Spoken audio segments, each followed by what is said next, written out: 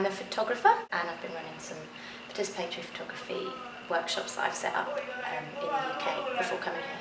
Before I was here, I was living in a boat with my boyfriend and working for a mental health charity called Core Arts. Yeah, and before that I studied art for 5 years in London.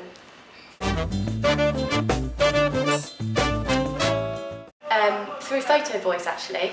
After I did some training days with Photo Voice, and CMAP has worked with Photo Voice in the past, and so has Lynn. I was trying to set up independent projects in the UK, not really getting anywhere, and I wanted more experience, more broadly in participatory arts, not just photography. So I've been running participatory photography for 3 years with people with autism and Asperger's, and wanted a bit more experience before I kind of try and set up more independent projects in the future. I travelled in Latin America after university, and I knew I wanted to come back, and I knew I wanted to learn another language. It was something that I knew that if I didn't do, I'd really regret. And yeah, so it just I found CMAP on Arts Council website, and just did a lot of research into what they were about and talked to Lynn, and yeah, it just sort of encompassed everything I was looking for. The flat we live in is in a place called El Paraíso in the north of Guayaquil. It's lovely. There's six rooms, 6 people live here. The area is really safe and lovely, and we have a balcony which is quite a sanctuary for all of us. And yeah, you see a lot of green spots from the balcony.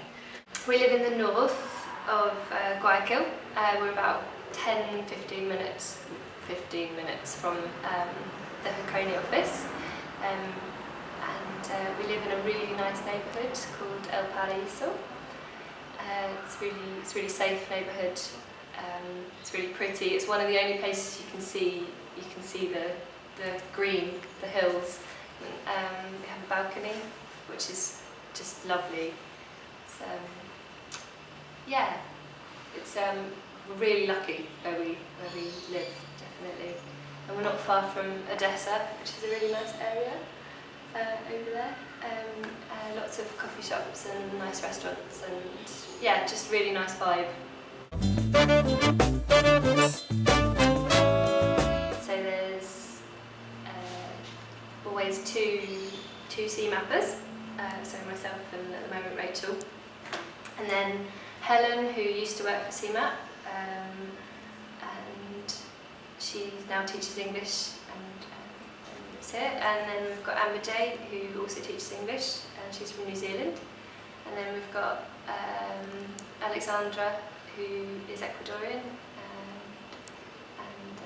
and then also Luis, who's Ecuadorian. He's only here in the week. He has a hostel on the coast, so he's there at the weekend. But they're both, well, everyone's really nice.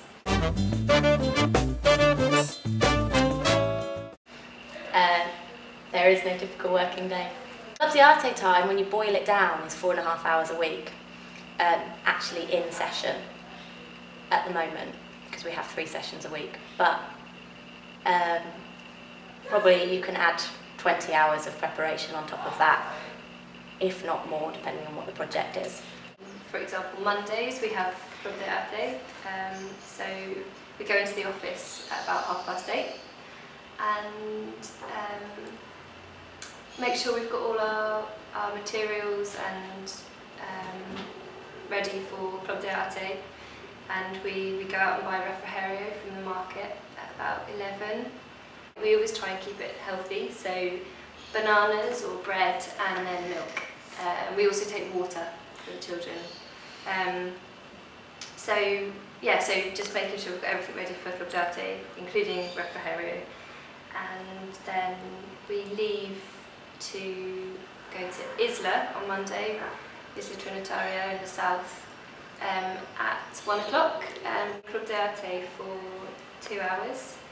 half an hour setting up, and then we run the club dirty for an hour and a half. And then, yeah, then we come back. We have club dirty on Monday, Wednesday and Thursday, so that means we have office time on Tuesday and Friday. Again, the time before, we always have club dirty, it starts at 2 o'clock, and we always leave the office at 1 o'clock on Monday, Wednesday, Thursday. So those mornings are generally just sorting things out by refrigerio, making sure we know what we're going to say. And then Tuesday and Friday are office days, and they're also the days that we have Spanish lessons. So we have Spanish in the morning, and then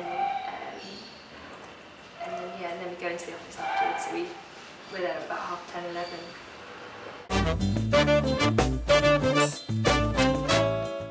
We have a budget, a monthly budget, and we organise our own materials. So we buy whatever materials we need for the week or for the month for the project. Store cupboard in our office, full of card and paper and Foamex and glue and paint, and yeah, we just replenish it whenever we need to. But in terms of specialist materials, obviously we've run a photography project, and I've also run a photography course with adolescents. I brought all of the materials from England. You can't get them here. I tried to get chemicals and I couldn't.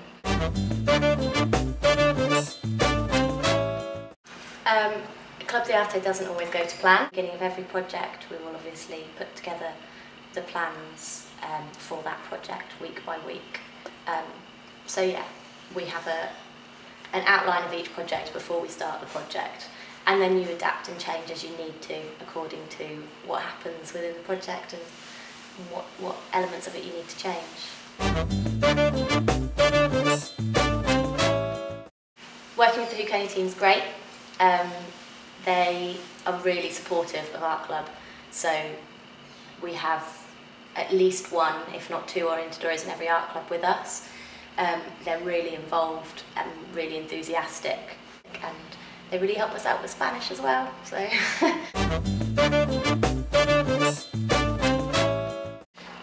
We get to work on the Metrovia system, which is kind of like a tram system, and it's only 5 stops. It's really quick from the flat to work. And then in terms of getting to Club de Arte, we have a wonderful conductor, Alexis, who is the Hukoni driver, and he drops us off at our club and picks us up again. So we're safe. The evenings after Club de Arte, you tend to just want to relax. So often we watch films in Spanish or English, and or read.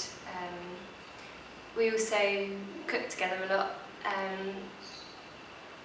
I've been having clase de español y inglés with a few orientadores, and so we try and go somewhere or do something, so it's quite active learning. So for example, last week we cooked pizza in English and then we watched a film in Spanish, so things like that. There's also really good cinema, which is not that far from the office. It's about 10 minutes on the Metrovia, called Ocho y Medio, and they play sort of independent films, documentaries, and it's free. And it's also really close to an area called Las Peñas, which is a really colourful, artsy area of Guayaquil. We try and go away. There's so much to see here, and a lot of things aren't that far. We went to Puerto Lopez this weekend, which is about 4 hours on the bus, and it's on the coast, and we saw whales. Cuenca's 4 hours away, so you can go to the mountains too and have a bit of a cooler climate, which is really important in the hot season when you want to get to the mountains and cool down and do some walking. It's Las Peñas really. There's bars and food places and go out for the evening, or if you're there during the day, it's really nice just to walk up the hill in Las Peñas, get the views, have a little potter around really, and there's kind of artists' shops and it's kind of the arty quarter, so that's really nice. Especially the Vidal Renteria girls, Nicole and Yvonne, when we first arrived, I mean, we couldn't get them to sit at the table with the group, and we couldn't get them to stick to the activity for longer than 30 seconds. And now their concentration with one-to-one attention is that they're sitting at the table and they're doing the activity for kind of 15 minutes at a time, which is amazing. And there's quite a few kids like that where their concentration, especially, we've seen change over the time. Yeah, I mean, I can see that it's a really important space for them. It's an hour and a half where they're not looking after their brothers or sisters, and they're not in school, and they're not in their home. They're in a space where they can be totally creative, where they can make mistakes, they can make a mess, they can discover new things, and it's safe. And then obviously there's magic moments each time where a child can see that they've made something really good, and you can see that they're proud of that, and you're proud for them. I've been running the adults actually, photography group, which was a professional photography group for some of the older graduates of Huconi who have a remaining interest in photography after having been introduced by CMAP and Photo Voice in previous projects. So there's been 4 of them, and we've been running the project for 5 months. We've been meeting weekly, and Blanca, who was actually part of the first photography project with Lynn and Lara through CMAP, and Lynn knows her from when she was 10, is now setting herself up as a freelance event photographer. So we've just got her business cards and started her blog. She's being advertised through the Huconi website as the Huconi photographer, and yeah, she's well on her way to having her own business, which is brilliant.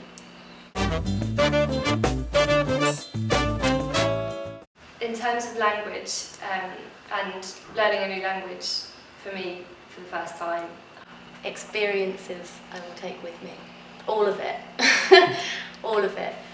The language, working with kids like this, working in this environment, is so different to anything you could work with in the UK. The way that Huconi works, they're so involved and so passionate about what they do. I will take all of that with me, and I've learned a lot from Huconi. In terms of future work, I think I will try and keep working with younger kids as well.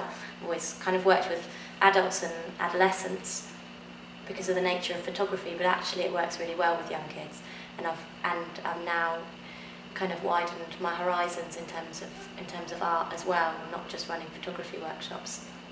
But also I've enjoyed that sort of process, in that you become more of an animated person, and you communicate in other ways, in any way you can, and that's really interesting.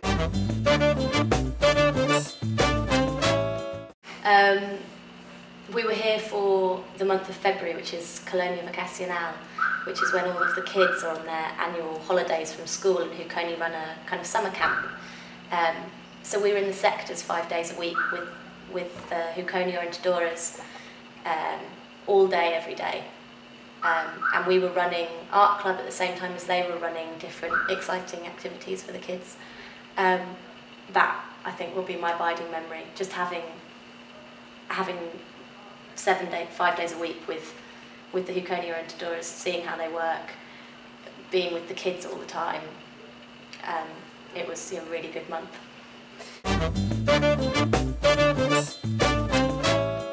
Obviously everyone's would come with ideas, but I think that that's what they should be, ideas.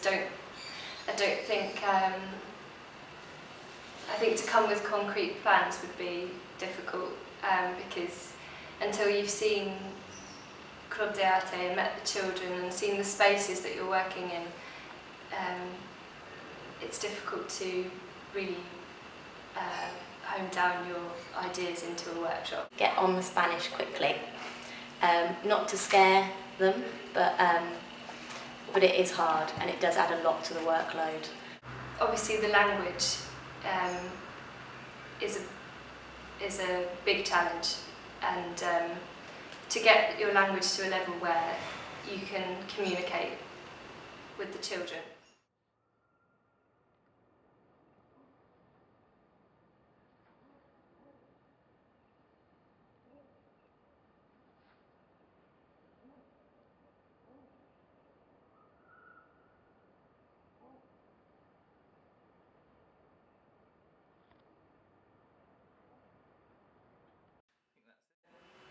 You want to say goodbye, Katie? Bye!